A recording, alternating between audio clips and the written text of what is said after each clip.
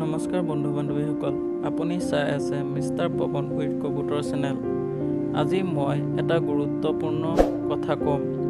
যদি আপোনাৰ কবুতৰে হঠাৎ খোৱা বন্ধ কৰে তেন্তে কি কৰিব লাগে। এই সমস্যাটো প্ৰায় সকলো কবুতৰ পালকৰ লগতে হয়।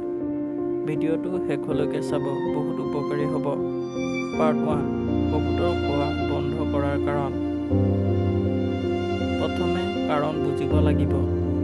পেটত কৃমি থকা, পানী বা খোৱা লেতেৰা হোৱা, হঠাৎ খোৱা চেঞ্জ কৰা, বেছি গৰম বা ঠাণ্ডা হোৱা, কোনো ৰোগ আৰম্ভ হোৱা, এইবোৰ কাৰণৰ বাবে কবুতৰ খোৱা বন্ধ কৰি দিয়ে।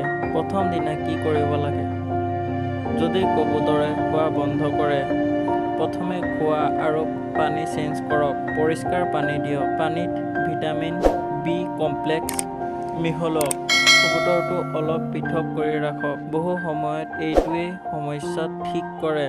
পাৰ্ট 3, কৃমিৰ সমস্যা হ'লে। যদি কবুতৰ পাখি ফুলাই থাকে, পায়খানা পাতল, তেন্তে বুজিব পেটত কৃমি আছে। মাহে এবাৰ কৃমিনাশক দিয়ক। ডাক্তৰৰ পৰামৰ্শ ল'লে বেছি ভাল। পাৰ্ট 4, গুৰুত্বপূৰ্ণ টিপছ। একেবাৰে বেছি মেডিচিন নিদিব। ইউটিউবত চাই নিজৰ মতে ইনজেকশ্যন নিদিব। সদায় সৰল চিকিৎসা কৰক। ঘৰ পৰিষ্কাৰ ৰাখক। এইবোৰ মানিলে কবুতৰ বেছি দিন সুস্থ থাকে। এই ভিডিঅ'টো যদি ভাল লাগিছে লাইক কৰক, কমেণ্ট কৰক। মিষ্টাৰ পৱন উইথ কবুতৰ চেনেলটো ছাবস্ক্ৰাইব কৰক। আগলৈ আৰু নতুন কবুতৰৰ সমস্যা সমাধান লৈ আহিম।